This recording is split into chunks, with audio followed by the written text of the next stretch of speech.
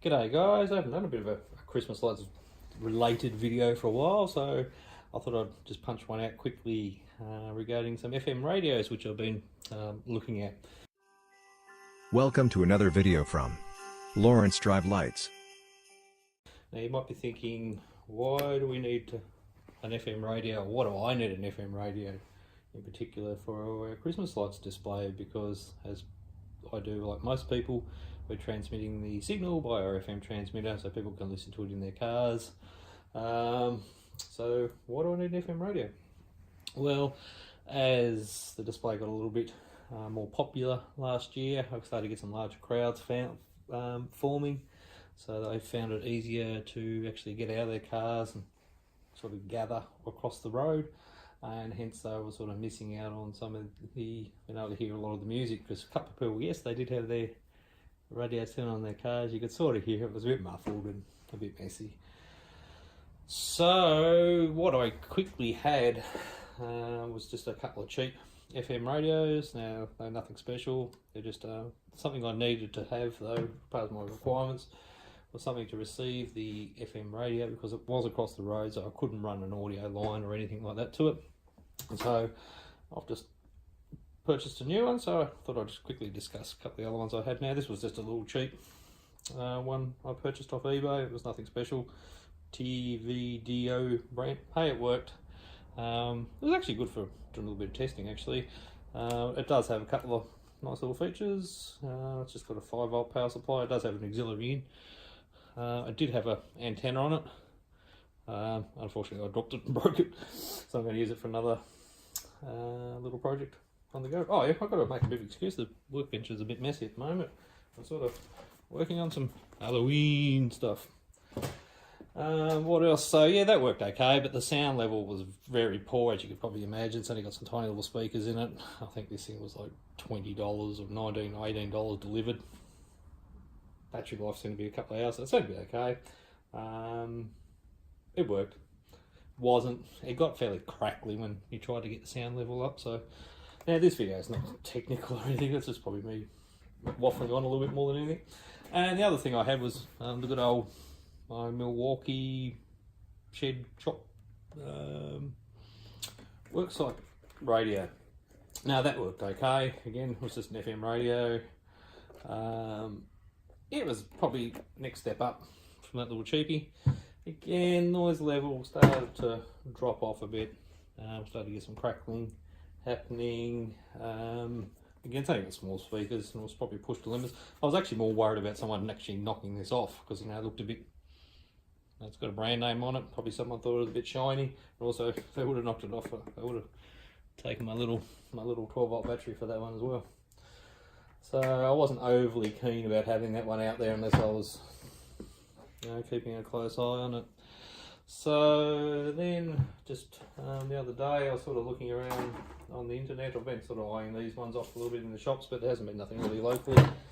I picked up one of these portable laser branded book. It's just a portable speaker. With a couple of cool features. Now, it only arrived today, so I haven't done any real testing with it. Plugged it in, turned it in, it works. Hooked the radio, my transmitter up to it. It seems to be, sound-wise, seems to be okay. It doesn't have a lot of bass sound to it. It has a significantly larger speaker compared to the other ones. I think it's about 8 inches or something like that across. It comes in a fairly sturdy box. It's got a little handle on it. Probably get close there. Bit of a handle on it. So if you're on some wheels, so if you need to car around, it is nice and light. Hey, it's got a battery inside it, so it met those specs. Comes with a charger and stuff like that. They say the speaker life is 2 or 3 hours or something like that, so that should really suit my needs. If it goes flat, it goes flat. It comes with a little remote, so you can adjust the volume level. So one of the cool things like this, you might want to actually have this out on your yard and put like a Coro box or something like that over to sort of disguise it like a bit of a present, and then you could just still adjust the radio, the volume, so to speak. What else did I find with this? It's got a couple of annoying little features, sort of thing. One of them is if you do power it up, it doesn't remember the last sort of input mode you had. It has 3. It has like a Bluetooth mode. It has an auxiliary input, like a line input. So if you did want to run some cabling to it, you could. So each time you do have to power it up, you do have to select the appropriate radio mode. So it goes through a Bluetooth mode first, and then it will go to my radio channel. Hey, it's got a digital readout and I suppose tuner for the radio. It all works. So that's just a bit of a more annoying little feature more than anything. I'll just quickly write the specs on it because I keep forgetting all those sort of things. It has got a bit of a quirky, I suppose, blinky related feature. You can turn some lights on. Now those lights don't do anything sequence wise to the music which is coming out of them. They just flash randomly. I'm waiting for someone to put in the comments, hey, put some pixel nodes in there and start sequencing it. I don't think so. You can turn that off. That's a bit of a cool little kid feature, you know, if they wanted to play around with it. What else did it come with? It did come with a microphone. You know, it's a cabled mic, you know, with an input. So if you do want to bust out to your Baby Shark tunes as part of your sequences, or anything like that, might be okay. It might be actually all right if you want to do a bit of a public announcement and say, hey mate, get off the front yard, you know, if you're sitting back watching, or something like that. Hey, I don't know, might be fun for the kids to play around with, an excuse to buy it, eh? So yeah, that's just my quick look at some of the FM radios which I've looked. The sound seems to be okay. Hasn't got a lot of, any of them haven't got a lot of deep bass notes about them, but I didn't want to spend a lot of money. None of them are waterproof or anything like that, so they're not going to be sitting out permanently in my display. I may make a bit of a Coro enclosure for this, but probably not.